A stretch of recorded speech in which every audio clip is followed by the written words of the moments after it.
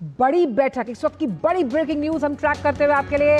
और इस बैठक में अमित शाह, गृह मंत्री, राजनाथ सिंह, रक्षा मंत्री की मौजूदगी है। बीजेपी अध्यक्ष जेपी नड्डा ने बैठक बुलाई है जिस पर सभी की निगाहें रहेंगी। अभी सरकार गठन से पहले चुनाव के नतीजों पर भी इस बैठक में मंथन होने की अनुमान जताए जा रहे हैं। राजनाथ सिंह के साथ यहां पर गृह मंत्री अमित शाह भी बैठक में मौजूद हैं। इस बैठक का अगर जिक्र किया जाए तो जेपी नड्डा के आवास पर बीजेपी नेताओं की ये बैठक है। चुनावों को लेकर तो चिंतन है ही। सीएम, डिप्टी सीएम और प्रदेश अध्यक्ष भी आएंगे दिल्ली।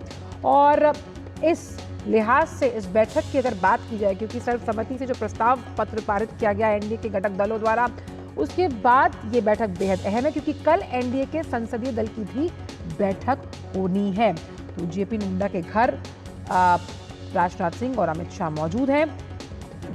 नड्डा के घर पर नई सरकार को लेकर जो तैयारियां हैं उसको लेकर इस बैठक में कई मंथन और चिंतन हो सकते हैं। इसी पर बात करने के लिए हमारे साथ हमारे संवाददाता शैलेंद्र जुड़ गए हैं।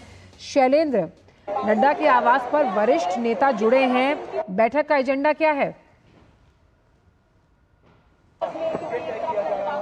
आंचल, देखिए, कल जब एनडीए की बैठक हुई थी तब ये फैसला लिया गया था कि बीजेपी की तरफ से बीजेपी के राष्ट्रीय अध्यक्ष जेपी नड्डा, राजनाथ सिंह और अमित शाह, ये तीनों नेता एनडीए के सहयोगियों से बातचीत करेंगे कि एनडीए की जो भागीदारी सरकार में कैसी हो, उनकी क्या उम्मीदें हैं, वो क्या चाहते हैं। इसको लेकर एक तरह से प्राथमिक बातचीत ये तीनों नेता करेंगे एनडीए के सहयोगी दलों से। हम जानते हैं कि प्रधानमंत्री नरेंद्र मोदी को अंतिम फैसला लेना होता है, प्रधानमंत्री की कैबिनेट में किसे रखना है, किस दल को कितनी सीटें देनी है। लेकिन चूंकि एनडीए को इस बार स्पष्ट बहुमत मिला है और उसमें टीडीपी और जेडीयू जैसे जो सहयोगी दल हैं उन्होंने बहुत शानदार प्रदर्शन किया है, तो ये निश्चित है कि एनडीए के सहयोगी दलों की भागीदारी सरकार में बढ़ने वाली है। क्षेत्रीय संतुलन और पार्टी वाइज क्या कुछ जगह दी जा सकती है और उन दलों की क्या उम्मीदें हैं, उसको लेकर एक बातचीत का दौर होना है। उसके लिए इन तीन नेताओं को अधिकृत किया गया है। तो आज की जो बैठक हो रही है उसमें तीनों नेता आपस में बातचीत कर रहे हैं। ये तीनों नेता सहयोगी दलों से बातचीत करेंगे, वो प्रक्रिया शुरू हो गई है। चूंकि कल संसदीय दल की बैठक होगी, उसके बाद दावा पेश किया जाएगा और संभवतः 8 या 9 तारीख को शपथ ग्रहण हो जाएगा। तो फिर उतना समय नहीं है, बातचीत एनडीए से एक प्राथमिक तौर पर पहले हो जाए, उन दलों की उम्मीदें पूछ ली जाए, वो क्या चाहते हैं और क्या सरकार की तरफ से या सत्ता पक्ष बीजेपी की तरफ से क्या सोच है, वो अपनी तरफ से क्या ऑफर करना चाहते हैं। इन सब की एक प्राथमिक बातचीत बीजेपी चाहती है कि सरकार गठन से पहले की जो ये बातचीत का दौर है ये पूरा कर लिया जाए। उसके लिए ये बैठक हो रही है। हम जानते हैं कि देर रात प्रदेश अध्यक्षों और जो प्रदेश संगठन मंत्री हैं, बीजेपी शासित राज्यों के मुख्यमंत्री, उप मुख्यमंत्री, उनके साथ भी बीजेपी के राष्ट्रीय अध्यक्ष की बैठक हो सकती है कि राज्यवार क्या कुछ बीजेपी के सांसदों को कितनी जगह दी जाए और राज्यों के प्रदर्शन पर बाद में चर्चा होगी कि किस राज्य में क्या कुछ प्रदर्शन रहा।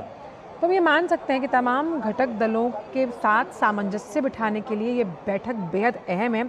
और जब हम शपथ ग्रहण की बात करते हैं तो इस बार जो शपथ की बारी है उसमें किसमें कितनी हिस्सेदारी होगी, यानी कि तमाम जो आप बात कह रहे, जो आकांक्षाएं हैं घटक दलों की, उनका मान किस तरह से रखा जाएगा, उस लिहाज से आज का ये दिन जब बैठक में तमाम बड़े नाम मौजूद हैं बेहद अहम है। देखिए, दो बातें बहुत स्पष्ट है। पहली बात तो ये कि पिछड़े वर्ग से आने वाले जो सांसद हैं उनमें से जो मंत्री बनाया जाना है, हमने देखा था कि 2019 में एक नया रिकॉर्ड जब फेरबदल हुआ और विस्तार हुआ तो कायम हुआ था। आज़ादी के इतिहास के बाद से सबसे ज़्यादा मंत्री केंद्र में मोदी सरकार में पिछड़े वर्ग से बनाए गए थे।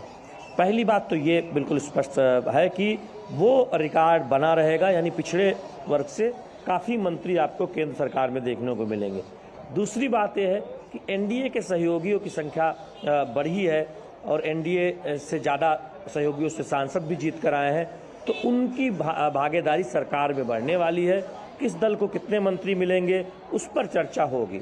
तीसरी बात जो एक ये है कि जो एक बड़ा बदलाव दिखता है कि इस बार उड़ीसा जहां से बीजेपी ने एक अकल्पनीय प्रदर्शन किया है। एक सीट छोड़कर सारी लोकसभा सीटें जीती हैं, राज्य में सरकार बनाने जा रहे हैं।